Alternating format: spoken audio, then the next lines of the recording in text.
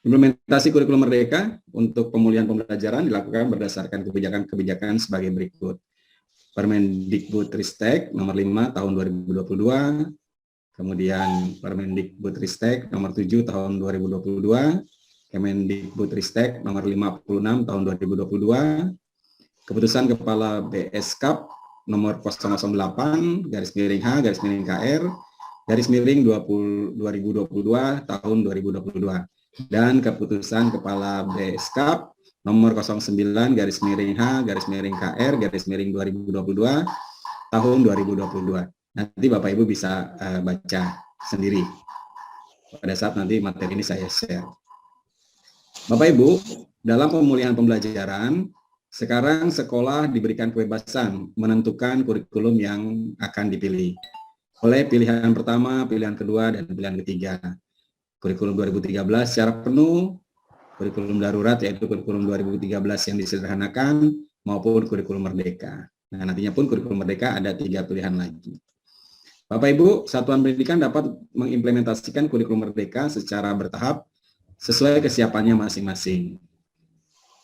Untuk program sekolah penggerak, SMK, dan SMK Pusat Keunggulan, kemudian menyiapkan angket untuk membantu satuan pendidikan, kemudian 3 pilihan, yaitu menerapkan berbagai bagian dari prinsip kurikulum mereka, tanpa mengganti kurikulum satuan pendidikan yang sedang diterapkan, menerapkan kurikulum merdeka menggunakan perangkat ajar yang sudah disediakan, dan menerapkan kurikulum merdeka yang mengembangkan sendiri berbagai perangkat ajar. Bapak Ibu yang saya muliakan, keunggulan dari kurikulum merdeka adalah 1, lebih sederhana dan lebih mendalam, fokus pada materi yang esensial, dan mengembangkan kompetensi peserta didik pada fasenya. Belajar menjadi lebih mendalam, bermakna, tidak terburu-buru, dan menyenangkan. Keunggulan yang kedua, yaitu lebih merdeka. Merdeka untuk peserta didik, merdeka untuk guru, dan merdeka untuk sekolah. Untuk peserta didik, tidak ada program peminatan di SMA. Peserta didik memilih mata pelajaran sesuai minat, bakat, dan aspirasinya. Untuk guru, guru mengajar sesuai tahapan capaian dan perkembangan peserta didik. Untuk sekolah, memiliki kewenangan untuk mengembangkan dan mengelola kurikulum dan pembelajaran sesuai dengan karakteristik satuan pendidikan dan peserta didik. Untuk keunggulan kurikulum mereka yang ketiga, itu lebih relevan dan interaktif. Pembelajaran melalui kegiatan proyek memberikan kesempatan lebih luas kepada peserta didik untuk secara aktif mengeksplorasi isu-isu aktual, misalnya isu lingkungan, kesehatan, dan lainnya, untuk mendukung pengembangan karakter dan kompetensi profil pelajar Pancasila. Bapak Ibu yang saya muliakan, apa kekhasan dari kurikulum merdeka ini? Yang pertama adalah struktur kurikulum merdeka. Yang pertama, kegiatan intrakurikulernya untuk setiap mata pelajaran mengacu pada capaian pembelajaran. Saya rasa Bapak Ibu sudah dapat ya surat edaran tentang capaian pembelajaran. Nanti kita praktek di hari besok bagaimana cara menganalisis capaian pembelajaran menjadi tujuan pembelajaran. Kemudian kegiatan kokurikuler, proyek penguatan profil pelajar Pancasila P5 mengacu pada standar kompetensi lulus dialokasikan sekitar 20% beban belajar per tahun. Bapak Ibu, struktur kurikulum di SD atau MI menjadi 3 fase, yaitu fase A, kemudian fase B, dan fase C. Pelaksanaan pelaksanaan proyek penguatan profil pelajar Pancasila dilakukan secara fleksibel, baik muatan maupun waktu pelaksanaan, mengacu pada capaian profil pelajar Pancasila sesuai dengan fase peserta didik, dan tidak harus berkaitan dengan capaian pelajaran pada mata pelajaran. Proyek dapat dilaksanakan dengan menjumlah alokasi jam pelajaran proyek penguatan profil pelajar Pancasila dari semua mata pelajaran dan jumlah total waktu pelaksanaan masing-masing proyek tentu tidak sama. Alokasi waktu, Bapak Ibu, alokasi jam pelajaran pada struktur kurikulum dituliskan secara total dalam 1 tahun. Satuan pendidikan mengatur alokasi waktu setiap minggunya secara fleksibel dalam 1 tahun ajaran. Ini alokasi waktu untuk SD dan MI untuk kelas 1. Ini untuk SD atau MI kelas 3 dan sampai 5. Ini untuk SD MI kelas 6.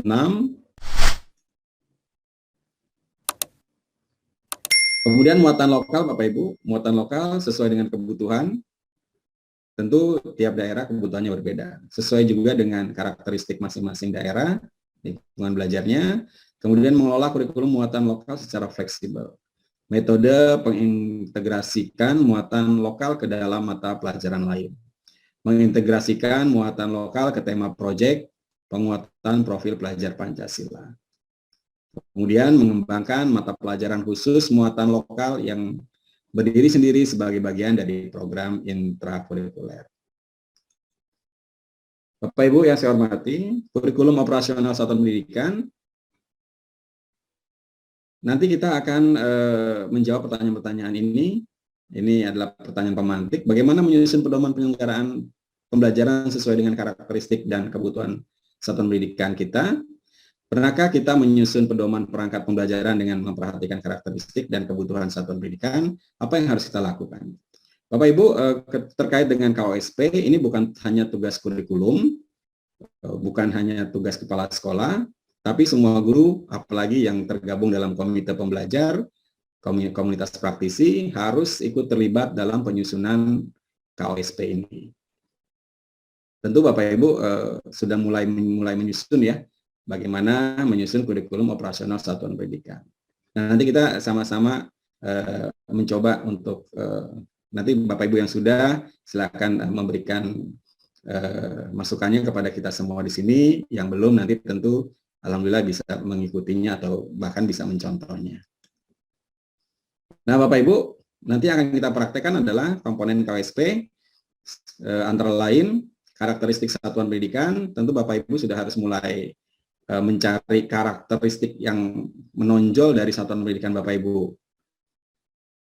Kemudian visi, misi, dan tujuan satuan pendidikan, pengorganisasian pembelajaran, perencanaan pembelajaran, dan lampiran-lampiran.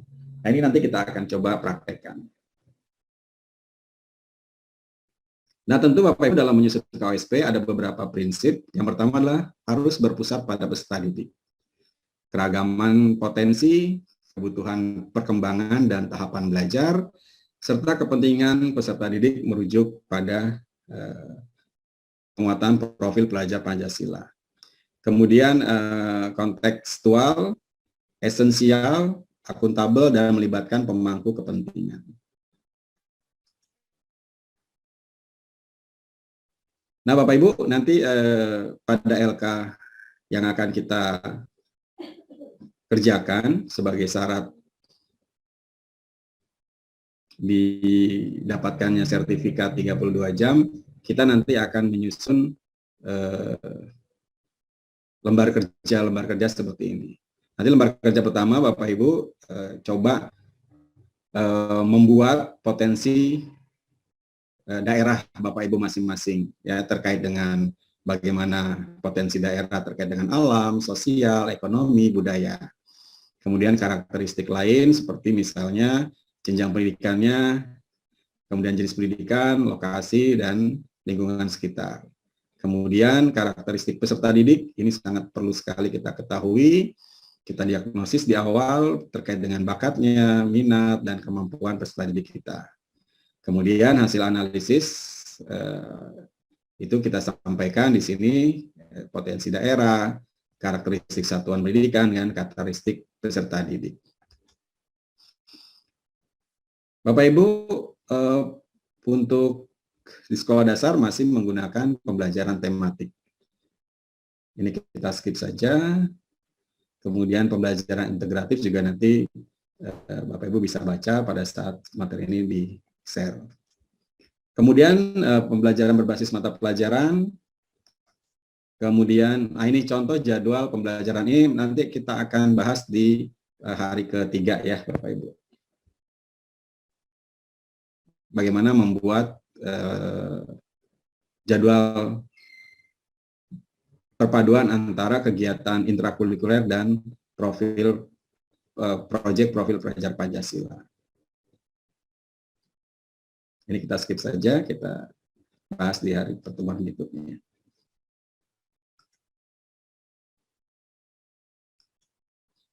Perangkat ajar pun nanti akan kita bahas di hari berikutnya ya Bapak Ibu, tentang modul ajar.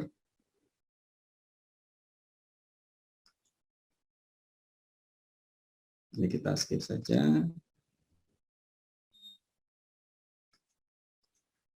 Oke Bapak Ibu, sekarang kita akan mulai bagaimana menyusun KOSP. Saya stop share screen dulu. Oke, baik Bapak Ibu, mudah-mudahan apa yang tadi saya sampaikan menjadi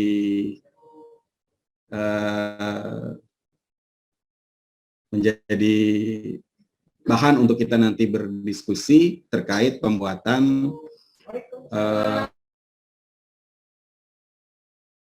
terkait dengan pembuatan KOSP.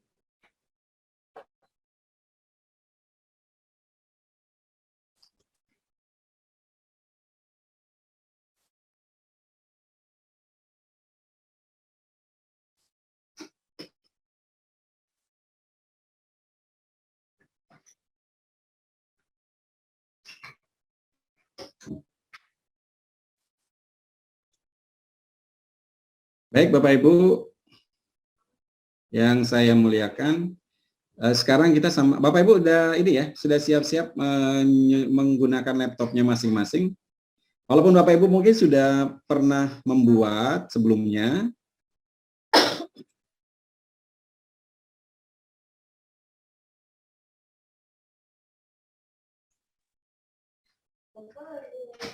Baik Bapak Ibu yang saya muliakan, ini adalah contoh dari kurikulum operasional sekolah. Oke, Bapak Ibu silakan, bisa terbaca?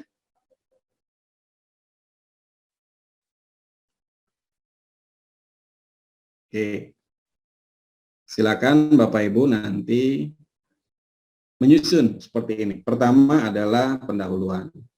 Penyusunan kurikulum operasional di satuan pendidikan disesuaikan dengan kekhasan, kondisi, dan potensi daerah dengan menyelaraskan kondisi satuan pendidikan dan karakteristik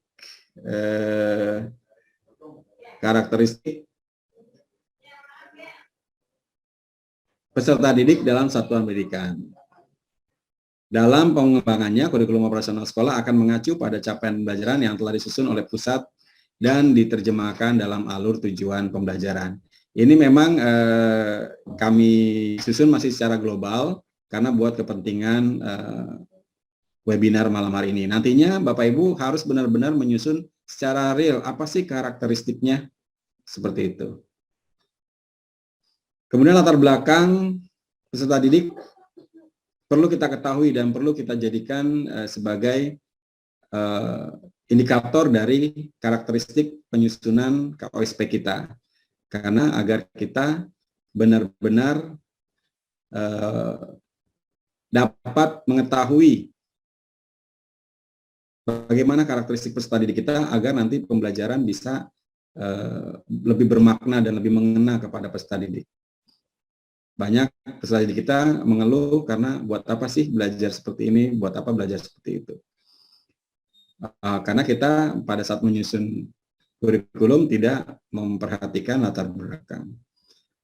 Banyak di kota-kota karakteristik peserta didiknya tentu berbeda dengan karakteristik yang ada di desa maupun di kota-kota kecil.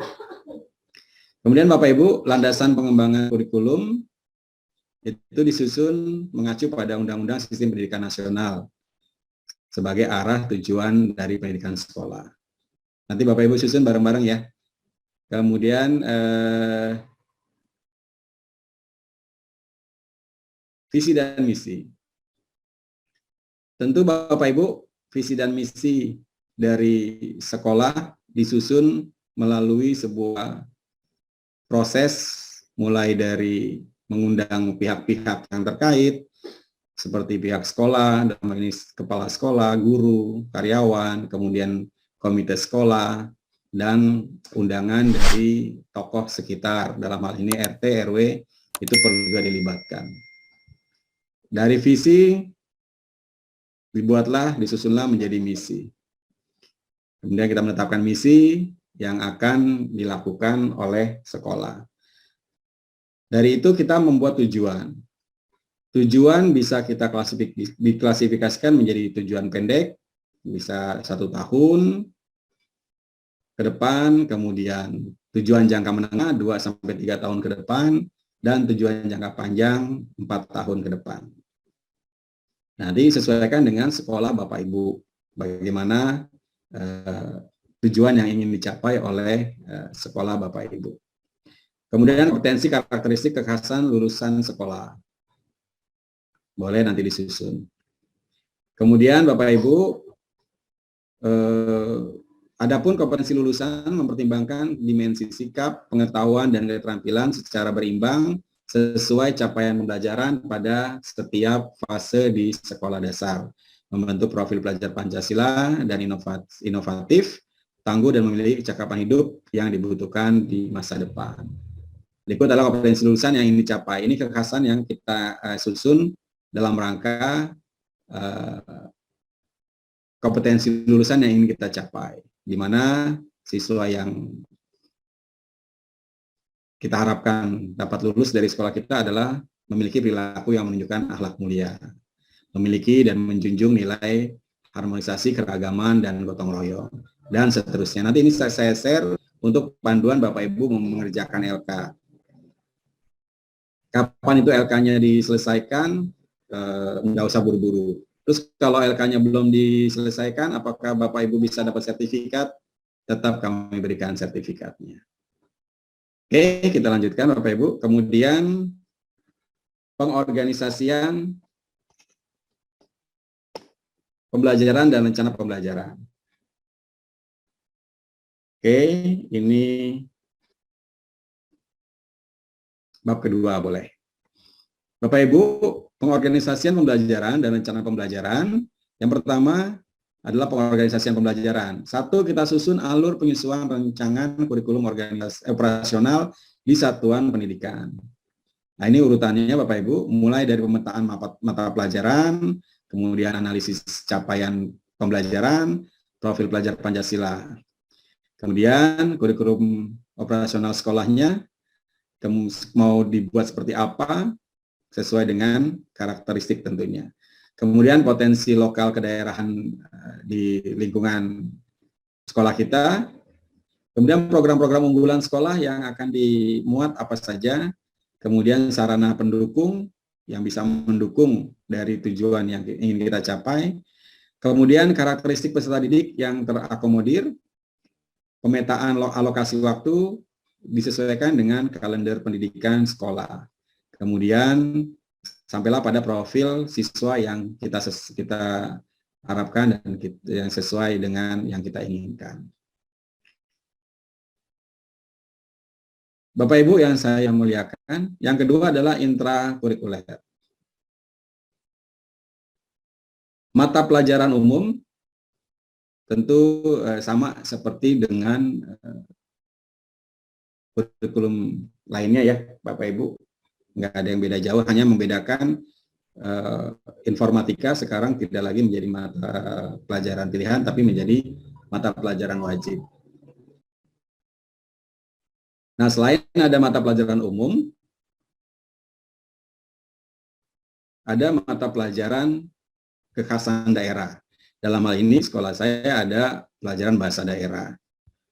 Mungkin di wilayah lain juga ada ya, nanti kita diskusikan bagaimana kalau mata pelajaran kekhasan di Kalimantan, di Sulawesi, di Nusa Tenggara, di Aceh, tadi ada Aceh, ada peserta dari Aceh. Nanti boleh kita sharing-sharing ya Bapak Ibu ya. Nah ini Bapak Ibu, ini adalah alur pelaksanaan pembelajaran. Kita mulai dari planning, kemudian kita lakukan, kita komunikasikan, sampai kita refleksi. Ini semua terintegrasi dengan profil pelajar Pancasila dan literasi. Kemudian pengembangan diri Bapak Ibu, pengembangan diri bertujuan memberikan kesempatan kepada peserta didik untuk mengembangkan dan mengekspresikan diri sesuai dengan kebutuhan, bakat, dan minat setiap peserta didik sesuai dengan kondisi sekolah. Penilaian pengembangan diri dilakukan secara kualitatif, adapun tahapan dengan cara 1. Identifikasi meliputi daya dukung, potensi, bakat, dan minat peserta didik, dan potensi daerah. Kemudian kita petakan jenis layanannya seperti apa, petugas yang melayaninya bagaimana, peserta didik yang dilayaninya seperti apa. Kemudian pelaksanaan program itu orientasi, pemantapan, dan pengembangan. Kemudian monitoring, pelaksanaan, kemudian penilaian, terjadwal, dan terstruktur, kualitatif. Analisis hasil penilaian berbasis data, proporsional, realistis, valid, transparan, dan akuntabel. Pelaporan berupa format deskripsi dalam buku laporan pengembangan diri. Jadi kita nanti juga bisa punya buku laporan pengembangan diri siswa. Misalkan di sekolah kami ada bahasa Inggris, pengembangan diri dari peserta didik dalam bentuk English Club. Kemudian dari TIK, kemudian ada ekskul dan lain sebagainya. Kegiatan olahraga, seni, dan lain sebagainya. Kemudian program inklusif. Walaupun tidak ada siswa yang berkebutuhan khusus dalam segi fisik, namun ada tentu siswa yang memiliki kebutuhan secara non-fisik, ya, yang perlu dapat pembinaan dan perlakuan secara khusus. Nah ini melalui tim bimbingan konseling di sekolah tentu harus ada kolaborasi dalam rangka pelayanan siswa yang memiliki kebutuhan khusus baik secara fisik maupun mental. Kemudian Bapak Ibu, kita muatkan juga di sini penguatan profil pelajar Pancasila. Ini yang menjadi pembeda unggulan dari kurikulum Merdeka. Nanti kita akan bahas lebih mendalam. Bapak Ibu, karakteristik pembelajaran berbasis proyek ini kita coba gambarkan dalam bentuk infografis, masalah yang dihadapi sehari-hari, kemudian peserta didik memilih proyek yang akan dilakukan, dan tujuan akhir proyek. Sesimpel ini, namun pada pelaksanaannya tentu banyak varian-varian yang bisa kita lakukan agar proyek itu memang benar-benar menjadi sebuah menjadi sebuah praktek langsung. Kalau selama ini anak diajarkan bagaimana apa itu kerjasama. Kerjasama adalah dalam bentuk pertanyaan ya. Kerjasama adalah kemudian jawabannya pilihan ganda. A, kerjasama adalah bla bla bla. B, kerjasama adalah bla bla bla. C, dan seterusnya. Anak disuruh memilih. Tapi sekarang tidak lagi Bapak Ibu, kerjasama yang kita harapkan ya memang benar-benar anak melakukan kerjasama dalam bentuk kegiatan proyek. Misalkan anak-anak diberikan tantangan pembuatan seperti kemarin di sekolah saya membuat hand sanitizer dari daun kelor. Kenapa diambil proyek itu? Karena kita membutuhkan hand sanitizer untuk protokol kesehatan, sehingga kita bisa membuatnya sendiri, tidak perlu membeli mahal-mahal. Kemudian kenapa berbahan dasar daun kelor? Karena di lingkungan belajar kami banyak tumbuh daun kelor secara liar. Selama ini dimanfaatkan oleh penduduk sekitar untuk sayur atau untuk lalap, tapi oleh kita diolah sedemikian rupa menjadi hand sanitizer. Dan itu menjadi program unggulan kita pada pembelajaran berbasis proyek. Kemudian langkah-langkah pembelajaran berbasis proyek perlu kita tuangkan juga di dalam kurikulum operasional satuan pendidikan yang kita buat. Yang pertama adalah pengenalan masalah, kemudian mendesain perencanaan proyek, kemudian menyusun jadwal proyek, kemudian melaksanakan monitoring proyek, menguji hasil presentasi proyek, dan mengevaluasi. Dan di akhir kegiatan, ada aksi nyata, dan ada expo menampilkan hasil karya peserta didik. Itu menjadi sebuah acara yang ditunggu-tunggu. Anak-anak bisa menampilkan karya yang mereka buat secara kerjasama. Namun Bapak Ibu jangan terjebak pada kegiatan yang ujung-ujungnya hampir mirip dengan pelajaran prakarya, hampir mirip dengan pelajaran keterampilan. Anak membuat seolah-olah lagi sedang berada pada mata pelajaran prakarya. Tidak hanya itu, Bapak Ibu, bahwa profil pelajar Pancasila ini anak-anak memang benar-benar dilihat adalah prosesnya, bukan hasilnya. Ya, jadi kita nanti membuat penilaian proyek pun harus dilihat dari anak-anak mulai menyusun, merencanakan, sampai pada nanti tampilan akhirnya. Namun tetap demikian, hasilnya diharapkan merupakan hasil yang terbaik. Tapi yang kita nilai tidak hanya hasil akhirnya, tapi kita juga melihat prosesnya. Kemudian Pak Ibu, kegiatan ekstrakurikuler silakan nanti disesuaikan dengan kegiatan ekstrakurikuler di sekolah Bapak Ibu masing-masing. Biasanya kan ada 3P ya, Pramuka, Paskibra, dan PMR. Kemudian ditambah dengan kegiatan olahraga, kemudian study club, kemudian seni budaya. Itu nanti Bapak Ibu silakan sesuaikan dengan sekolah masing-masing.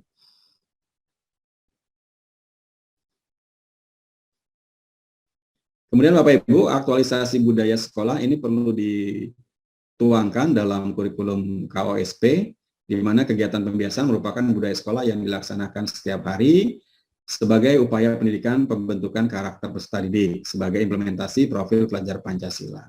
Kegiatan pembiasaan dilakukan secara rutin, baik harian, mingguan, bulanan, maupun tahunan. Dan teknik pelaksananya ada yang terstruktur dan spontan. Bisa disesuaikan dengan kebutuhan sesuai dengan budaya sekolah kita masing-masing. Misalkan kegiatan harian, misalkan menyambut peserta didik pada saat pagi hari, guru-guru sudah, terutama guru piket, sudah harus tiba lebih dulu dibanding peserta didik, sehingga kita bisa menyambut peserta didik di depan gerbang sekolah. Kemudian banyak kegiatan-kegiatan lain yang Bapak Ibu bisa susun, bisa sesuaikan, bisa rancang, itu menjadi unggulan atau menjadi budaya sekolah. Misalkan kalau di sekolah kami ada one day, one suro, kemudian menyanyikan lagu daerah kebangsaan setiap jam 10 pagi, kemudian infak, sadaqah, sholat zuhur bersama, kemudian gerakan pungut sampah, literasi setiap pagi, itu menjadi kebiasaan harian dan menjadi budaya. Kemudian kegiatan mingguannya, itu ada upacara, ada kegiatan pramuka, dan ada sholat Jumat bersama. Dan seterusnya, dan seterusnya. Nanti Bapak Ibu bisa sesuaikan dengan karakteristik sekolah Bapak Ibu. Nanti Bapak Ibu bisa susun mau seperti apa, mau bagaimana, dan tujuan dari apa yang kita susun itu berupa apa nanti hasil yang akan dicapai. Seperti itu Bapak Ibu. Kemudian pengaturan waktu belajar, seperti kita ketahui 70% adalah mata pelajaran dan 30%-nya adalah proyek profil pelajar Pancasila. Kalender pendidikan tentu kalau yang di Jawa Barat sudah terbit ya, silakan diunduh. Nanti kalaupun Bapak Ibu mau lihat kalender pendidikan yang sudah kami susun, nanti boleh kami share untuk sebagai acuan. Ini kebetulan tahun kemarin, sehingga tidak bisa kita tampilkan. Baik Bapak Ibu, demikian yang dapat saya sampaikan terkait dengan penyusunan KOSP. Oke Bapak Ibu, teman-teman yang di timur tentu sudah jam 21.30 ya, sudah setengah, ada 9:30 ya. Tapi yang di barat alhamdulillah masih jam 20.30. Belum ngantuk maksud saya. Namun kayaknya udah tenaga sisa ya kalau udah jam segini Bapak Ibu ya. Oke. Oke Bapak Ibu, silakan kita saling diskusi, saling melengkapi, saling sharing pengalaman Bapak Ibu. Jadi sifatnya tidak bertanya ya, tapi kita saling sharing, saling melengkapi. Silakan, mungkin ini Ibu Lucy sudah angkat tangan. Silakan Ibu Lucy dari Kepulauan Meranti ya. Silakan Ibu Lucy. Mungkin ada yang mau didiskusikan atau mau melengkapi atau mau bercerita pengalaman Bapak Ibu Lucy pada saat menyusun KOSP. Silakan Bu Lucy. Oke, terima kasih Pak. Monggo. Assalamualaikum warahmatullahi wabarakatuh. Waalaikumsalam warahmatullahi wabarakatuh. Perkenalkan, saya peserta dari Kepulauan Meranti Riau. Bisa dilanjut Pak? Ya. Kebetulan saya perwakilan dari guru TK atau jenjang TK PAUD. Oh, iya. Untuk saat ini berada di sekolah jenjang TK. Kebetulan untuk tahun ini kami baru akan menggunakan kurikulum Merdeka yang nantinya baru dalam penyusunan. Sebelumnya kurikulum yang kami gunakan di sekolah itu adalah kurikulum 13. Sekiranya ini pengalaman kami dengan rekan-rekan di sekolah baru mencari referensi pada via internet, Google ataupun YouTube. Format-format dalam pembuatan RPP terkhususnya di jenjang TK itu masih belum ada sebentuk kepastian kalau kami yang memahaminya. Karena saya yang melihat secara kasat mata itu hanya berbentuk secara garis besar yang sistematisnya sama antara jenjang SD, SMP ataupun itu SMA. Sistematisnya itu dari awal penyusunan sampai akhir penyusunan itu sama. Namun kami yang berada di jenjang TK ini pada fase fondasi ingin ada bentuk format khusus dalam pembuatan RPP-nya itu. Karena bagi kami untuk RPP TK itu beberapa format-format itu tidak sama dengan jenjang SD sepertinya. Karena seperti alokasi waktu ataupun dalam pembuatan modul ajarnya dan topik-topik yang digunakan. Karena setelah kami guru-guru pelajari di sekolah, topik yang kami bisa gunakan dalam 1 tahun itu di jenjang PAUD ada 4. Seperti di kurikulum 13 itu kami bisa menggunakan topik sebanyak 17 topik. Jadi sekiranya jika ada rekan-rekan di grup Zoom hari ini, malam ini, satu profesi dengan kami pada jenjang PAUD sekiranya sudah terlebih dahulu menjadi suhu pada pembuatan RPP Merdeka ini, mohon bantuan apakah atau seperti apa sih pembuatannya itu prosedurnya, kemudian indikator-indikator yang akan kami gunakan itu apakah sama bentuknya dengan K13, karena kalau di K13 itu sudah punya sistematis yang akan kami gunakan dan kami kembangkan. Tapi pada kurikulum Merdeka ini terkhususnya jenjang TK ini pemahaman kami akan lebih menjabarkan secara logikanya guru terhadap elemen-elemen yang akan kami gunakan seperti nilai agama dan budi pekerti, jati diri, dan literasi yang ada pada jenjang PAUD.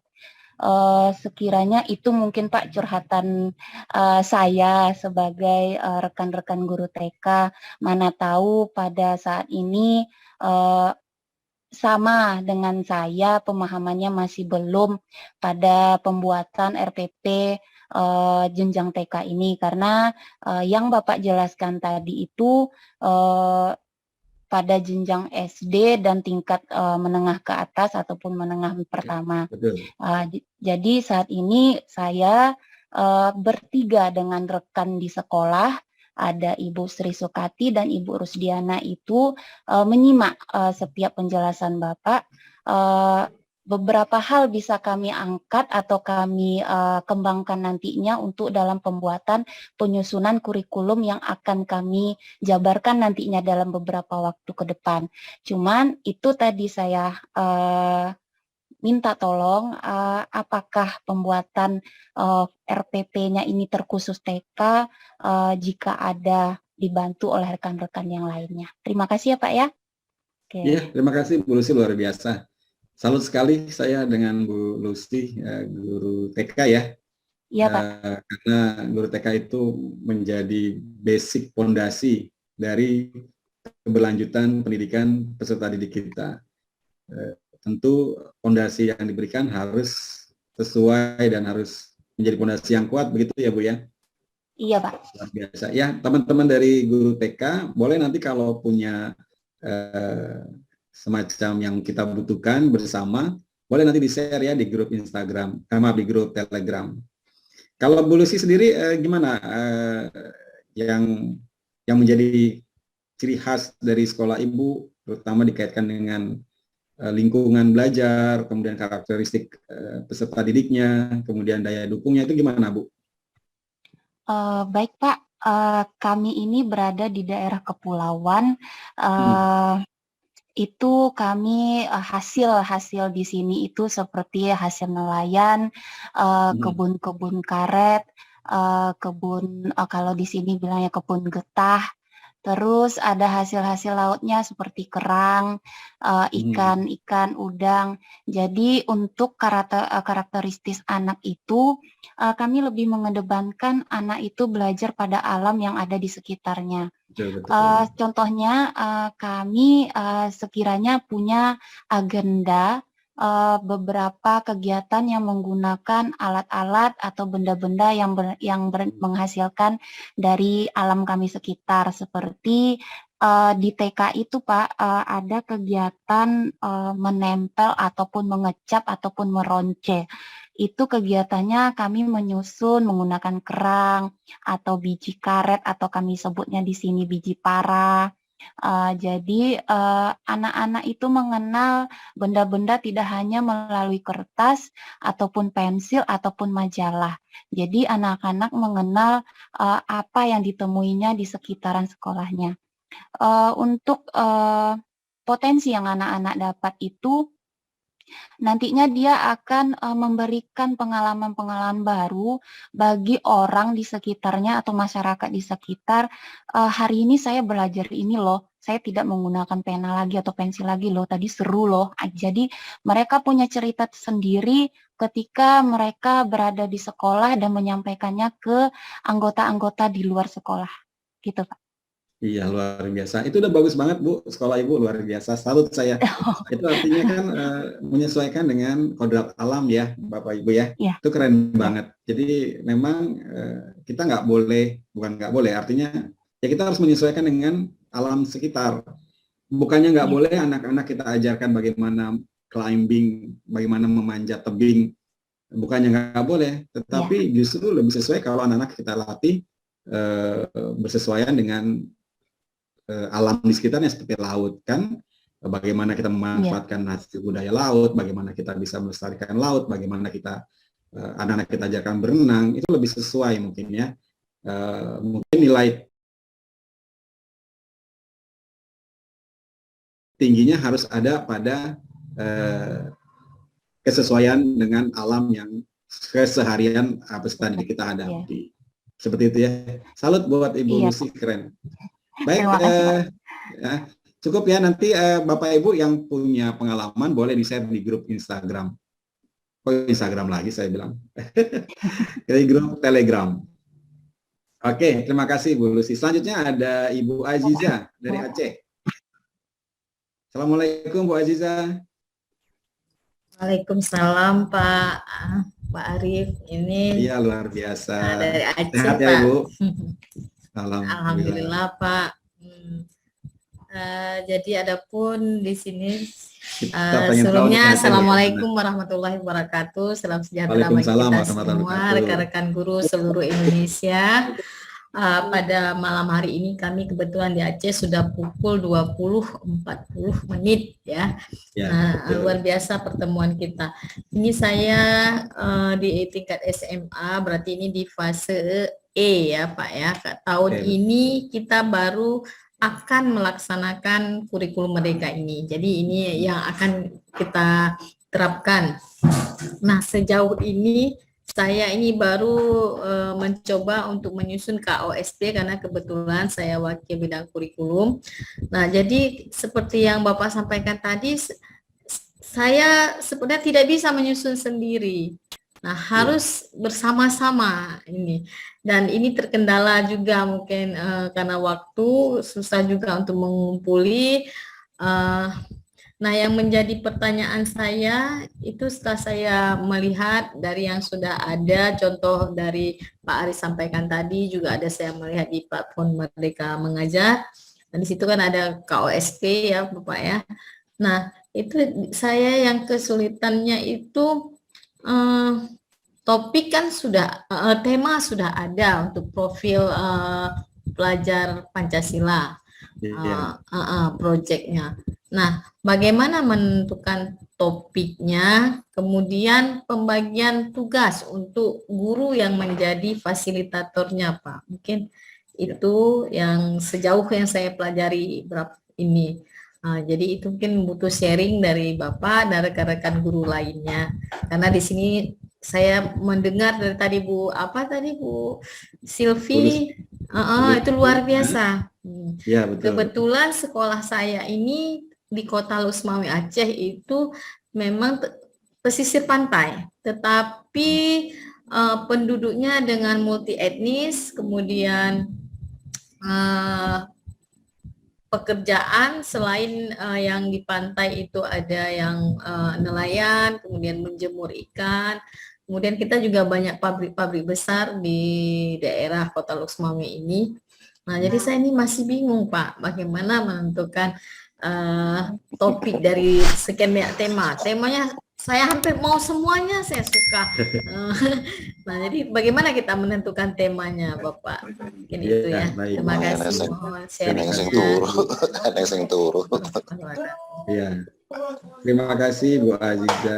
Bu Aiza ya, Aiza Fitriana. Baik, Bu Aiza luar biasa. Ibu dari SMA Negeri 1 Lusmawi, Pak. Kebetulan kami sekolah SKS pula. Di Indonesia kami sekolah SKS ya. Iya. Keren. Luar biasa. Aduh, saya bangga sekali nih bisa ngobrol sama sekolah SSK, luar biasa. Ya, jadi pada saat menentukan topik, tema ya Bapak Ibu, terkait dengan misalkan terkait dengan profil pelajar Pancasila, tentu kita melihat dimensi. Bapak Ibu sudah dapat ya surat edaran terkait dengan dimensi, kemudian elemen dan subelemen. Nah, nanti dari situ dulu kita tentukan. Dari situ kita tentukan, baru kita sesuaikan dengan tema yang akan kita pilih. Kita misalnya dimensi apa yang mau kita ambil, kemudian tema yang sesuai apa. Ada beberapa pendapat yang harus sesuai dengan mata pelajaran. Ada juga yang berpendapat tidak, karena sesuai dengan tema yang kita pilih. Nah, kan kita itu setahun paling tidak minimal 3 kali ya, minimal 3 kali menyelenggarakan. Nah, tentu bisa nanti dipilih mana dulu yang menjadi prioritas sesuai dengan yang ingin kita capai terlebih dahulu. Nah, itu tentukan dulu itu, baru nanti topiknya kita sesuaikan. Jadi banyak teman-teman yang lebih dulu membuat perencanaan apa yang akan dibuat. Jadi produknya dulu yang ditentukan apa yang dibuat. Sebaiknya tidak begitu. Nggak salah sih, nggak salah. nggak ada yang salah. Tapi kalau menurut hemat kita, baiknya disusun dulu sesuai dengan dimensi, elemen dan subelemennya, kemudian kita tentukan tema, topik, baru kita buat apa yang akan kita laksanakan. Seperti itu kira-kira. Mungkin dari adik SMA lain bisa bantu berpendapat, silakan kita diskusi. Adakah yang dari SMA? Boleh raise hand. Untuk terkait dengan permasalahan yang dihadapi oleh Bu Hiza dari Aceh. Tidak ada ya. Baik, kita masih punya waktu kurang lebih 14 menit. Maka siapa ini? Pak Mansur, Pak. Pak Mansur ya, silakan Pak Mansur. Pak Mansur dari mana? Ya, oke baik. Bismillahirrahmanirrahim. Assalamualaikum warahmatullahi wabarakatuh. Waalaikumsalam warahmatullahi wabarakatuh. Ya, kebetulan ya, saya dari Lombok ya Pak. Lombok Timur. Oh, dari Lombok, luar biasa. Tenggara Barat ya. Ya, apa yang sudah disampaikan oleh Ibu yang dua tadi ya mirip-mirip lah apa yang sampaikan. Ya tadi Ya. menarik sekali Pak Arif materi yang sudah disampaikan tentang kurikulum. Ya, yang sekarang namanya KUSP ya, kalau kemarin KTSP Betul. gitu ya. Betul, Ya, betul. Iya ya. Nah ini sangat menarik. Kebetulan saya juga di kurikulum di SMP swasta kebetulan, dan kita ini di pelosok juga sih sungguhnya. Iya. Ya, jadi yang perlu kita tanyakan karena tahun ini kemungkinan kita akan menggunakan kurikulum merdeka ini gitu.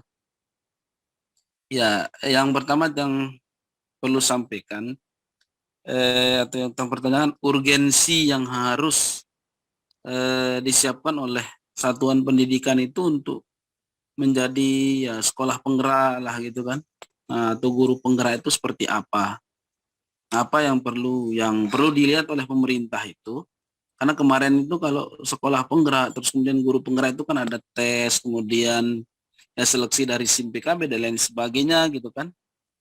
Nah tapi ini kan sekarang kita disuruh untuk serentak tahun ini kemungkinan semua satuan pendidikan se-Indonesia begitu untuk mengimplementasikan kurikulum merdeka ini gitu. Nah, jadi urgensi yang paling mendasar lah yang perlu kita harus siapkan di satuan pendidikan itu seperti apa dan bagaimana menuangkan di dalam ya Ini punya mama lo tapi kayak mama kan. Tuh. Enggak, soalnya enggak warna perlu mungkin Ini nanti aktif berarti. gambarannya gitu di KUSP yang kita akan buat.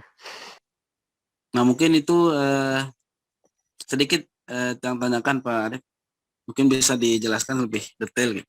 Terima kasih Pak. Ya, baik Pak Mansur. Kita coba sharing-sharing aja ya, berdasarkan pengalaman saja ya Pak Mansur ya. Ya, okay, karena Pak. kalau berdasarkan benar atau salah, semuanya benar. Sehingga lebih amannya saya berdasarkan pengalaman saya saja ya. Memang perubahan peralihan dari kurikulum 13 menuju ke kurikulum merdeka, waktu itu kan memang ada tahapnya ya, mulai dari kurikulum prototype gitu kan. Ya. Memang ini luar biasa adopsinya, filtrasinya, jadi tidak langsung dari atas.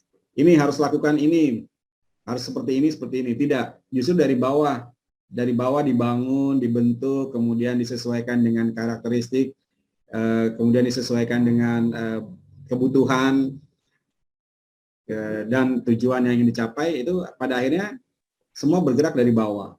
Jadi kita nggak dari atas gitu ya. Nah, terpilihnya sekolah penggerak kan dulu di angkatan pertama karena kepala sekolahnya diminta untuk ikut tes kepala sekolah penggerak, maka otomatis sekolahnya menjadi sekolah penggerak. Dengan adanya sekolah penggerak, maka harus menggunakan kurikulum sekolah penggerak, dalam hal ini kurikulum merdeka. Nah, kemudian langkah pertama apa yang harus dilakukan? Berdasarkan pengalaman kami duduk bareng dengan kegalauan yang sama, dengan kekhawatiran yang sama, kita menentukan rumusan.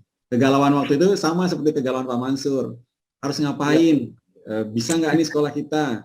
Terus karena ini nanti melaksanakannya, apa yang harus kita lakukan? Daya dukungnya apa? Terus mampu nggak kita? Itu kita kumpulkan pertanyaan pemantik itu. Dan akhirnya kita diskusikan, ketemulah sebuah rumusan. Kemudian rumusan itu kita tuangkan dalam bentuk KOSP. KOSP itu kita susun berdasarkan kegalauan tadi. Nah, seperti itu Bapak.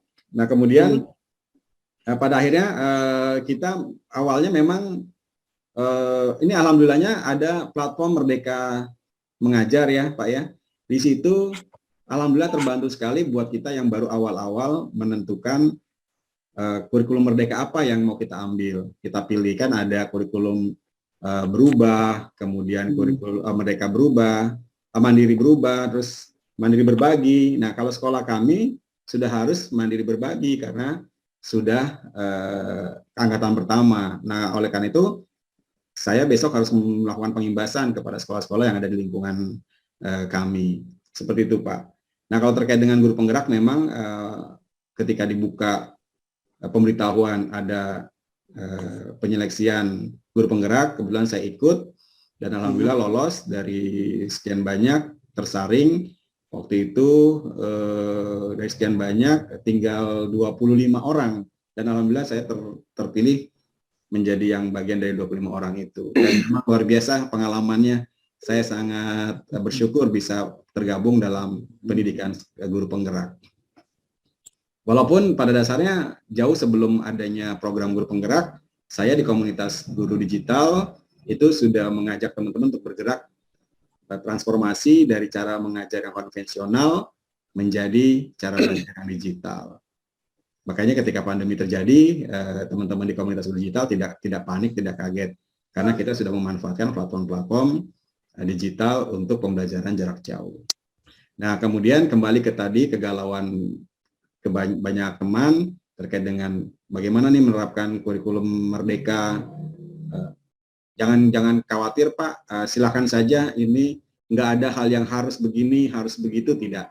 Tapi justru sesuaikan dengan karakteristik sekolah Bapak, kemudian daya dukung baik dari intern maupun lingkungan sekitar, termasuk juga orang tua, dan potensi daerah itu silakan disesuaikan. Vivi tadi Bu Lucy kan pemanfaatan lingkungan belajarnya itu sudah sangat kuat dan itu luar biasa sekali. Jadi mengena gitu. Itu yang disebut dengan pembelajaran bermakna. Jangan sampai anak-anak nggak tahu apa yang harus dia pelajari, untuk apa sih yang dia pelajari itu. Selama ini nggak semuanya, ada beberapa anak yang merasakan buat apa saya belajar ini, buat apa saya belajar itu gitu kan. Nah, ketika disesuaikan dengan kehidupan keseharian mereka, kemudian dihadapkan dengan lingkungan yang mendukung, itu pembelajaran menjadi lebih bermakna. Silakan nanti Bapak kita bareng-bareng nyusun KOSP bersama-sama, nanti kita berikan panduannya dalam bentuk LK ya Pak ya. Oke Pak. Ya. Pak Arif masih ada waktu? Boleh. Dari mana ini? Bu Farah ini Pekanbaru, Riau. Oh iya, dari Pekanbaru, luar biasa. Silakan Ibu. Terima kasih Pak atas waktunya. Assalamualaikum warahmatullahi wabarakatuh. Waalaikumsalam warahmatullahi wabarakatuh. Langsung to the point aja Pak ya. Kebetulan kami kemarin sudah menyusun KOSP untuk tingkat SMK, karena saya SMK Pak. Saya SMK PGRI Pekanbaru yang alhamdulillah tahun ini kami dapat PK Pak. Jadi pertanyaan saya yang pertama, apakah poin-poin yang ada di dalam KOSP itu sebagaimana yang punya Bapak SMP 17 tadi, itu apakah sifatnya universal, artinya apakah sama antara tingkat dasar sampai nanti tingkat sekolah menengah atas, terutama SMK Pak. Nah itu yang pertama. Kemarin kami membuat untuk KOSP itu khusus karakteristik, itu kami membuatnya berdasarkan jurusan kami masing-masing Pak. Nah, apakah berdasarkan karakteristik sekolah atau memang yang kami buat itu sudah betul? Karena kami masih juga meraba-raba Pak, karena kami baru. Kalau Bapak kan udah 1 tahun berjalan, tentu pengalamannya udah lebih banyak. Jadi yang kami buat kemarin itu karakteristik di jurusan kami masing-masing Pak. Kebetulan sekolah kami ada 10 jurusan. Jadi masing-masing kajur itu karakteristiknya sesuai dengan jurusannya masing-masing. Nah itu yang kedua Pak. Kalau nanti salah mohon masukannya ya Pak. Kemudian yang ketiga, kami belum memasukkan tentang siswa inklusi. andai di sekolah, kan di sekolah kami tidak ada siswa inklusi Bapak. Jadi apakah di dalam KOSP itu kalau siswa inklusi kita tidak ada, apakah kita juga harus memasukkan ke dalam KOSP kita walaupun kita tak punya siswa? Nah, barangkali itu aja Pak. Terima kasih atas waktunya. Wassalamualaikum warahmatullahi wabarakatuh. Waalaikumsalam warahmatullahi wabarakatuh. Ya, luar biasa Ibu dari mana tadi? Dari Pekanbaru Riau, Pekanbaru Pak. ya. Ya. Luar biasa Ibu Fahraini. Salam kenal ya Bu, luar biasa. Salam kenal. Salut saya sama guru-guru SMK karena di SMK itu harus membangun mental generasi muda menjadi mental yang siap terjun, siap kerja.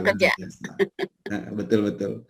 Ya, Ibu, sebenarnya KOSP itu memang dibuat untuk menjadi panduan arahan kita 1 tahun ke depan. Tentu KOSP dibuat berdasarkan karakteristik. Karena ini SMK, itu udah betul Bu, sesuai dengan jurusannya. Maka dia akan menjadi sebuah keselarasan. Jangan sampai KOSP itu dibuat secara umum, secara tidak spesifik kepada jurusannya, maka dia tidak akan menjadi panduan.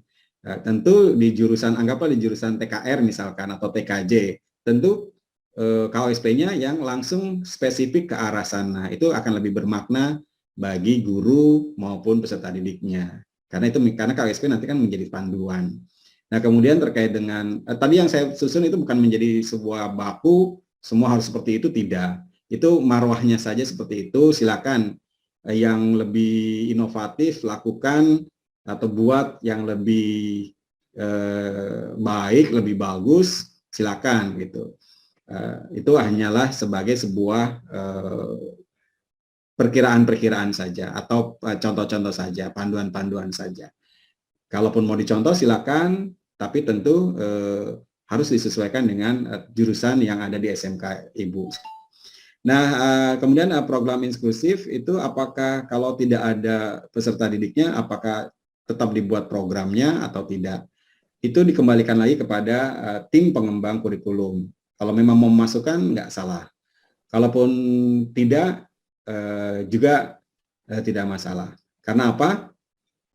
Karena kami memang secara fisik tidak ada anak-anak yang berkebutuhan khusus. Tapi kami bersepakat di tim komite pembelajar, tim pengembang kurikulum, bahwa kita perlu adanya tim yang menangani kebutuhan khusus peserta didik kita. Karena secara mental tentu ada anak-anak yang perlu pendampingan.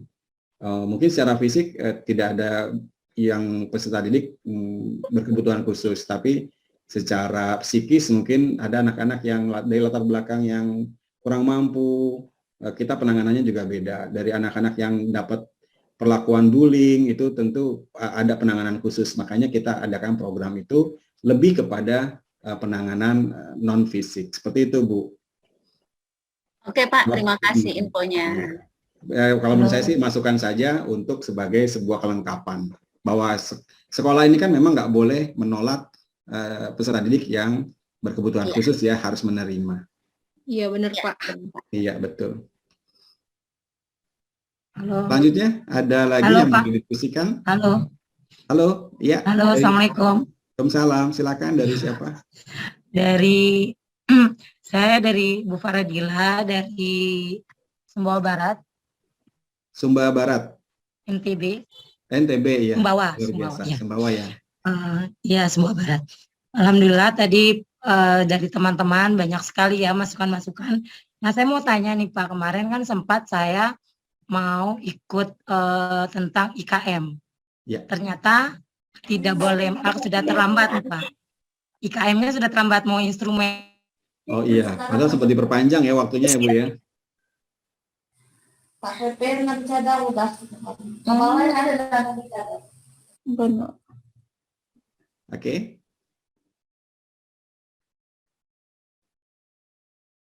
Ya, silakan Ibu.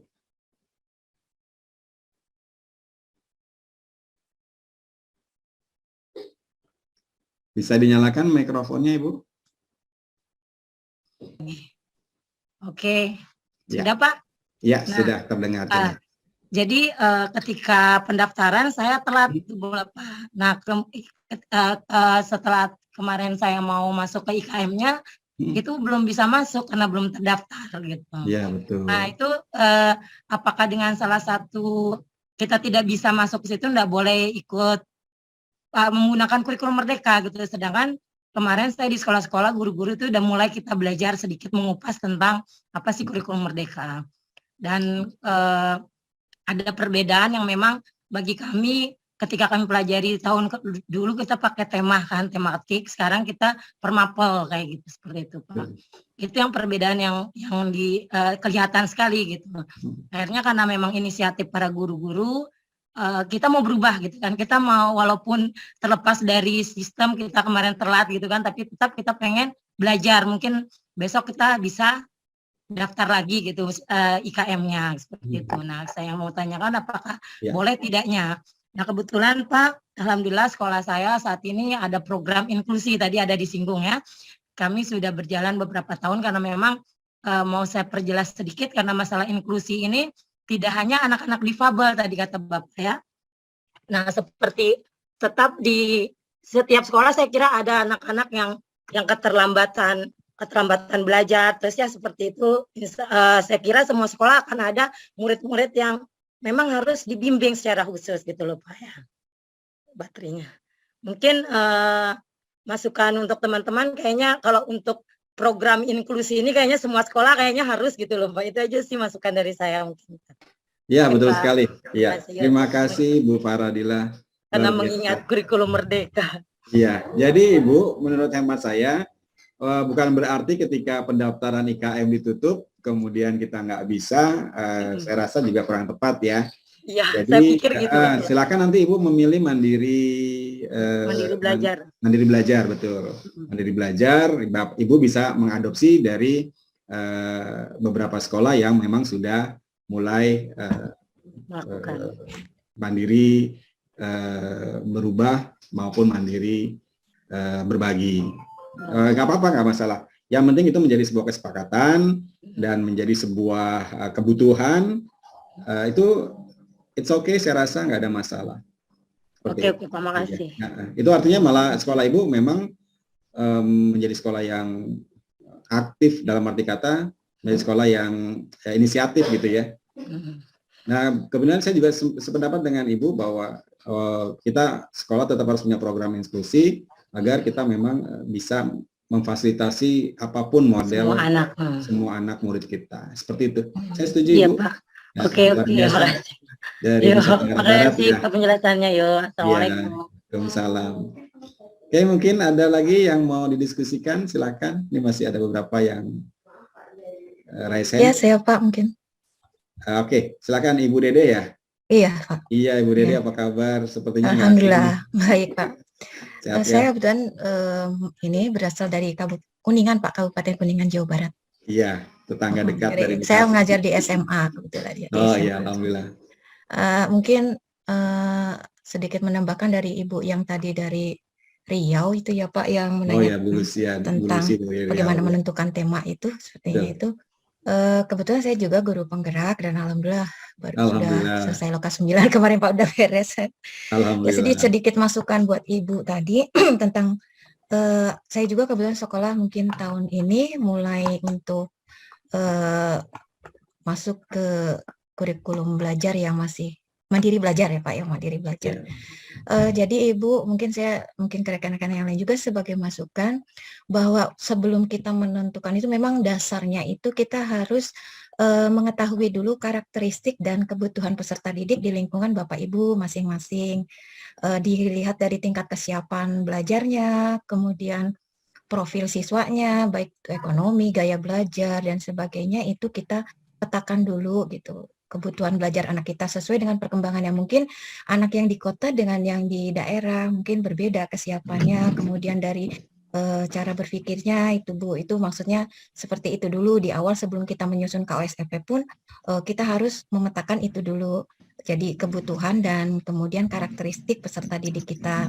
Nah, kalau itu sudah diketahui, itu bisa banyak cara, bisa dengan angket, bisa dengan juga kita langsung dengan kepada anaknya mengetahui dengan asesmen diagnostik, itu bisa, Bu.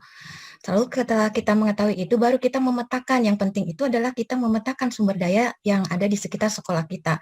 Kalau dari informasi yang saya pelajari di grup penggerak itu, Bu, ada 7 sebenarnya modal yang sebenarnya kita anggap itu modal aset bagi perubahan di sekolah kita. Yang pertama tentunya modal manusianya dulu nih, bagaimana SDM di sekolahnya, guru-gurunya seperti apa yang ada di sekolah kita gitu. Kemampuan-kemampuannya apakah sudah siap atau belum, nanti gurunya kan Merdeka Belajar tergantung kesiapan gurunya juga gitu, mau nggak berubahnya. Nah, kira-kira di sekolah kita ini gurunya seperti apa, ada guru apa saja. Jadi nanti ketika kita nanti terkait dengan pengembangan proyek profil Pancasila, itu kita sudah aman karena kita sudah tahu potensi apa yang sudah dimiliki oleh sekolah kita dari tingkat guru-gurunya. Jadi guru itu harus tahu, kita harus ketahui dulu. Kemudian bukan hanya modal manusia, Bu. Jadi apa saja sih guru-guru yang berpotensi di sekolah kita, kemudian tendiknya juga gitu. Itu termasuk juga, termasuk kemudian modal yang kedua juga kan lingkungan fisik, bagaimana lingkungan fisik, kemudian lingkungan sosial di sekitar kita, kemudian budaya dan adat, itu finansial terutama, itu modal aset sekolah itu dulu yang harus kita petakan gitu. Jadi jangan saya ini begini punya masalah-masalah. Jadi yang diajarkan oleh kami itu jangan berbasis masalah, tapi berbasis aset atau potensi. Jadi apa sih yang sudah kita miliki, apa sih yang bisa kita kembangkan. Jangan melihat, oh kita nggak punya ini nih, oh nggak bisa, nggak ada itu. Jadi bukan seperti itu yang diajarkan untuk ke depan, seperti itu, Bu, dari pendidikan yang kami dapatkan selama menjadi guru CGP, calon guru penggerak gitu. Nah, setelah itu kita petakan semua itu sumber-sumber aset itu, termasuk peran orang tua. Kadang-kadang kalau kita memiliki program tanpa diketahui oleh orang tua, itu agak sulit juga. Tapi kalau kita bisa berkomunikasi dengan orang tua, biasanya ada kontribusi yang positif gitu. Kalau misalkan orang tua tahu tentang program ini, dan memang nanti harus ada komunitas orang tua, nanti harus dibentuk, Bu, gitu, supaya proses belajar ini bukan hanya dominan sekolah, bukan sekolah yang nanti yang akan mengarahkan dan menentukan segala sesuatunya, tapi keterlibatan orang tua dan lingkungan sekitar, terutama masyarakat juga ada.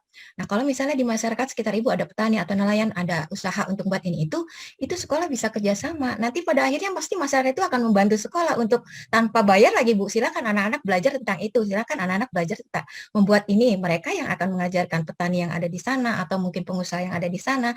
Nah, itu seperti itu. Nanti temanya baru kita gampang setelah kita mengetahui potensi-potensi itu, baru kita akan bergerak memetakan seperti apa tema. Tema itu kalau saya dengar dari, kebetulan saya juga sambil berjalan mengikuti diklat untuk strategi implementasi proyek profil Pancasila, di situ saya lebih paham gitu. Kebetulan sambil berbarengan nih saya diklatnya seperti itu. Nah, itu diajarkan oleh narasumbernya itu bahwa kalau di tahun pertama boleh kita samakan, misalkan di semua fase fase perkembangan itu, fase pendidikan itu boleh disamakan. Yang penting gurunya siap enggak. Kan ada 8, Bu. Ternyata hasil revisi itu tadinya 6, ada 8, sekarang berubah menjadi 8 tema yang bisa dikembangkan di sekolah untuk mengembangkan proyek profil belajar Pancasila. Sebab selama ini kan kita hanya terbatas di akademik itu, pengen enak harapan gini-gini, tapi kenyataannya susah. Tapi dengan proyek Pancasila ini diharapkan karakter itu terbentuk, kemandiriannya, bernalarnya, kerjasamanya, seperti itu, Bu. Sehingga tema itu boleh di awal itu sama semua tingkatan sama. Tinggal gurunya kesiapannya. Dan ini pasti kita nggak akan kerja sendiri, kita harus ada kolaborasi. Di sini ditekankan kolaborasi, baik itu di antara anak-anak juga dari guru-gurunya. Kalau kita nanti mungkin kaitannya dengan tema kewirausahaan. Kalau SMA mungkin sudah mampu ya, Bu, kewirausahaan gitu. Anak itu mampu mandiri. Terserah mereka mau memanfaatkan satu bahan ini tapi dikembangkan oleh mereka, tapi itu kan masuknya tema kewirausahaan gitu. Nanti Ibu bisa kerja sama guru prakarya, dengan guru ekonominya, dengan guru kimianya, seperti itu. Kalau ada terkait misalkan kalau ikan berarti ada pengawetan, berarti ada unsur kimia, seperti itu, Bu. Jadi nilai pun tergantung dari mapelnya masing-masing nanti. Cuma harus ada rembukan seperti itu gitu. Betul. Itu mungkin sedikit Pak untuk masukan ketika kami mau ini juga. Terima kasih, itu mungkin saja Pak dari saya. Terima kasih. Luar biasa Bu Dede. Terima kasih pencerahannya Bu Dede, pengalamannya dan masukannya luar biasa. Ya, betul apa yang disampaikan Bu Dede, Bapak Ibu, bahwa memang nanti pada saat materi assessment saya akan sampaikan terkait dengan tes diagnosis. Memang di awal sekali tes itu harus dilakukan agar kita bisa mengetahui minat, bakat, dan kemampuan peserta didik. Menurut filosofi Hajar Dewantara, nggak ada peserta didik itu yang seperti kertas putih kosong, itu salah selama ini ternyata kita menganggap peserta didik adalah kertas yang putih, yang tidak punya kelebihan atau kemampuan kompetensi awal. Justru sebaliknya, bahwa setiap peserta didik membawa kodrat dan kodrat alam dan zamannya. Bahwa peserta didik adalah sudah merupakan personality yang sudah memiliki kompetensi atau kemampuan. Tinggal kita yang tadi betul dikatakan Bu Dede, berbasis dengan potensi. Kita kembangkan potensi, bukan membesar keterpurukan, kegalauan atau masalah, tapi justru kita berangkat dari itu, kita kembangkan potensi. Potensi yang ada harus menjadi sebuah modal dasar bagi terbentuknya program ke depan atau kurikulum operasional satuan pendidikan kita. Oke, terima kasih Bu Dede. Waktu terus berjalan tanpa terasa ya, luar biasa kalau diskusi seperti ini, nggak terasa. Cuma teman-teman kita yang ada di Indonesia Timur sepertinya sudah ini ya, sudah ngantuk-ngantuk ya. Kita di Barat masih jam 9.15. Oke, gimana Bapak Ibu? Ini Bapak, saya mau tanya sebentar aja. Oh, boleh. Siapa ini? Saya Bu Ratna dari SD Muhammadiyah 4 Surabaya. Surabaya, oke, Muhammadiyah. Ini Bapak, ini tadi banyak sekali ya yang saya dapatkan info dari guru semuanya ini terkait dengan kurikulum Merdeka Belajar. Yang saya tanyakan hanya satu aja Bapak. Standar penilaian dari Diknas apa ada nanti untuk jenjang berikut sekolah, misalkan SD ke SMP, SMP ke SMA, karena ujian kan sudah ditentukan di sekolah masing-masing. Mohon penjelasannya Bapak, terima kasih sebelumnya. Ya, nanti kita ada lapor pendidikan ya, rapor pendidikan ya, nanti dari situ akan ketahuan sekolah kita ada di level mana. Bahwa sekarang itu ujian atau assessment kompetensi minimal tidak lagi mengukur menjadi sebuah ukuran lulus atau tidaknya peserta didik, tapi lebih kepada tingkat sekolah itu sejauh mana, apakah masih perlu pembinaan, apakah sudah cukup mapan atau sudah terpenuhi apa yang menjadi kebutuhan, itu nanti akan ada di rapor pendidikan. Seperti itu Ibu. Kan itu di situ ada indikator-indikator yang terkait dengan lingkungan belajar, kemudian literasi, kemudian numerasi dan lain sebagainya. Seperti itu Ibu ya. Iya. Terakhir Bapak, itu tadi yang terkait dengan aplikasi sekolah, itu bagaimana kita untuk misalkan sekolah kita akan pakai itu? Nanti boleh hubungi saya. Gratis atau berbayar? Ya, menurut Ibu gimana? Gratis atau berbayar? Keren Bapak itu Pak. Keren banget ya. Iya, bagus sekali Bapak. Kita, ya. Nanti kita diskusikan di grup ya. Siapa yang mau join boleh nanti. Terima kasih Bapak infonya. Alhamdulillah memang saya sangat salut oleh anak-anak muda di balik Secola itu bisa membuat aplikasi yang sejalan dengan komunitas saya, komunitas guru digital milenial. Saya itu membawa jargon membuat aplikasi atau membuat media pembelajaran atau membuat video pembelajaran sambil rebahan. Itu artinya sambil rebahan aja bisa, apalagi sambil duduk di meja kerja kan gitu. Karena sekarang generasi kita generasi rebahan ya Bu ya. Ini semua dilakukan sambil rebahan gitu. Anak-anak kerjain tugas kita sambil rebahan. Makanya saya angkat jargon itu kan, membuat aplikasi media pembelajaran, video pembelajaran sambil rebahan. Oh gitu, iya, saking gampangnya kita, saking dipermudahnya gitu Bu oleh aplikasi-aplikasi yang sekarang berkembang, itu saya salut sama anak-anak muda di balik Secola. Nanti boleh Ibu hubungi saya kalau emang Ibu tertarik menggunakan aplikasi tersebut. Oke, siap. Terima kasih infonya. Dan saya dengan tim Secola juga sedang membangun aplikasi portal pendidikan untuk di Kota Bekasi, luar biasa. Kira-kira masih ada nggak tim sekolah di sini ya? Iya, Assalamualaikum Pak. Masih ada? Iya Pak, Sekolah masih ada ya di sini ya? Masih Pak. Oh ya, Mbak Aulia ya. Halo Mbak Aulia, monitor? Oh sudah live mungkin. Baik. Izin Baik. Pak, saya Pak dari Pagar Alam. Dari mana Ibu? Pagar Alam, Sumatera Selatan Pak. Sumatera Selatan, baik. Iya, terima kasih. Tadi karena ada di awal tadi tidak membuka sesi tanya jawab, jadi saya tuh mikir ini kok ada. Nah, yang ingin saya tanyakan itu kan tadi memang kebanyakan bahas itu untuk SD, SMP, SMA, tapi kan TK tadi ada juga yang bertanya. Saya sekarang itu di TK Pak, TK Negeri Pembina Pagar Alam. Nah, di sini kan kita itu guru-gurunya itu banyak lolita, lolos 50 tahun. Jadi untuk IT itu masih kurang, tapi alhamdulillah mereka itu saat ini semangat setelah download Merdeka Mengajar ini. Tapi di sini kan kita itu banyak sekali contoh-contoh itu modul ajar Pak, modul ajar. Kebetulan saya itu sudah daftar IKM, kita mandiri belajar yang itu dulu. Guru-gurunya semangat, alhamdulillah, tinggal kita gini. Setelah melihat contoh-contoh itu, setelah melihat contoh modul ajar untuk pondasi TK itu, katanya kita nggak perlu terlalu banyak merubah, kita duplikat aja gitu kan. Betul. Kita ganti aja, tapi kan sesuai dengan keadaan kita sekarang. Itu sebenarnya bukan plagiat kalau kita itu mencontek yang baik kan. Kalau misalnya kalau kami kan pegunungan, kita tidak akan mengambil yang modul ajar yang pantai gitu Pak. Itu tuh boleh kan apa dilarang gitu, seperti itu. Kita akan mengganti namanya aja, terus ada sedikit-sedikit yang kita edit, itu boleh nggak sih di Merdeka Mengajar saat ini gitu dilakukan? Memang itu dibuat untuk kita menjadi contoh ya.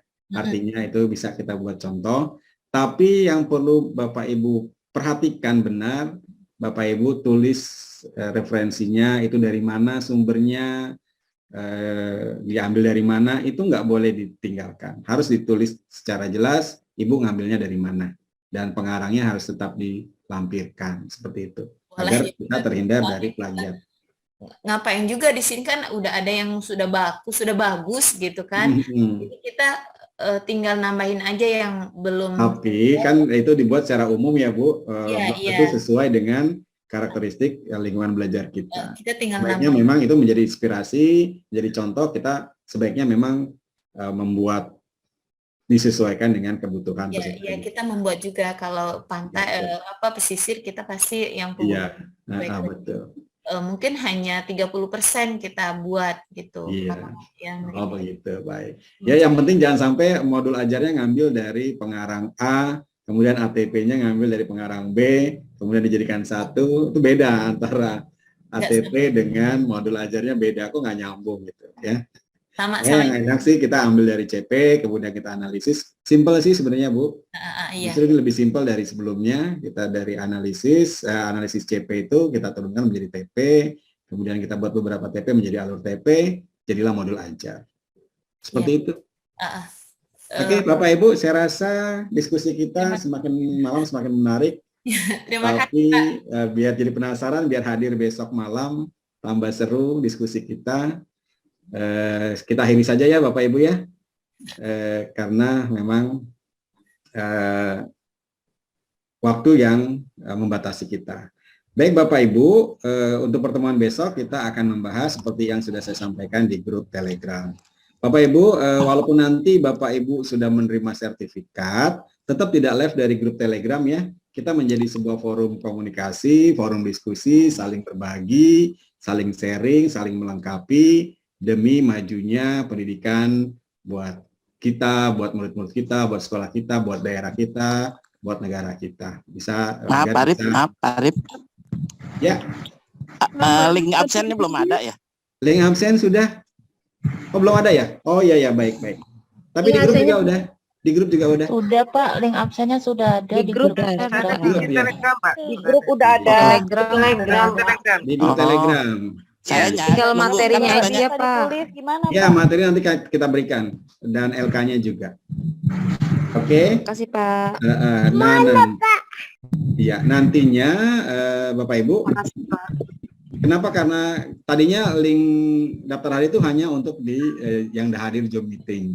Tapi karena tadi ada trouble, tidak ada itu di awal ya, sehingga itu sudah ada itu daftar hadir sudah ada. Ya, terima kasih Pak Yudi.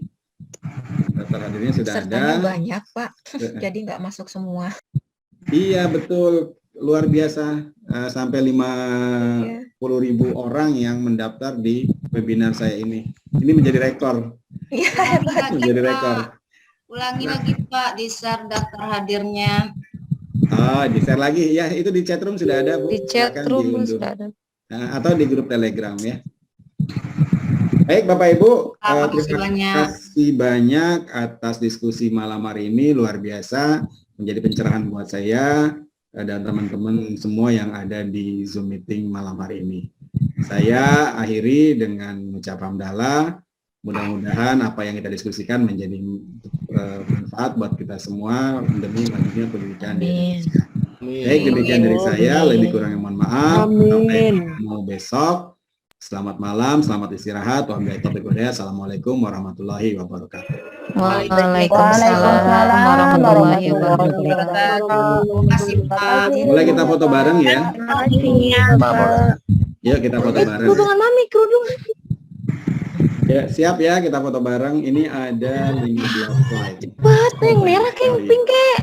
Oke, 3, 2, 1. Berikan senyuman terbaik buat majunya pendidikan Indonesia. Oke. Boleh pakai gaya juga boleh, seperti Pak Dani Hidayat. Gimana Pak Dani? Gayanya keren banget Pak Dani. Pak Dani dari mana Pak?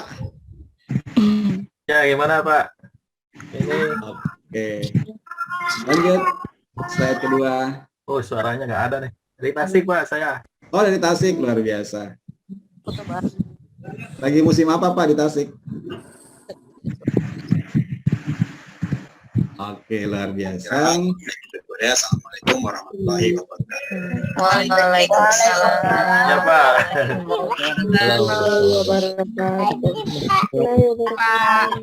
Izin lab. Oke. Makasih Izin Pak. ya. Assalamualaikum. Makasih Pak. Terima kasih Pak. Terima kasih Bapak, terima kasih Ibu, terima kasih semuanya. Terima kasih semuanya. Selamat malam. Assalamualaikum. Dadah. Terima kasih Pak. Assalamualaikum.